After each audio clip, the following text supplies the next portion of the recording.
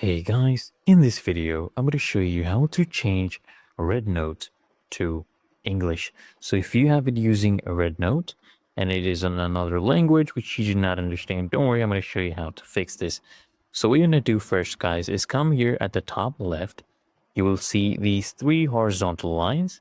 This is what you want to click on and it will bring a pop-up of different options. Come all the way down to the bottom left and you'll see this settings cog right here. You want to click on this. This will bring you to your different settings.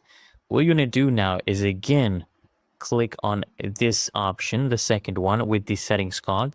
Click on that. And then the first option right here will be the one for languages. Click on that. And now what you want to do, guys, is click on the third option right here that says English. And then come here at the top right and click on this red button. And this will save your new language settings. As you can see right here, guys, everything has now been changed to English. Really that easy and simple, guys.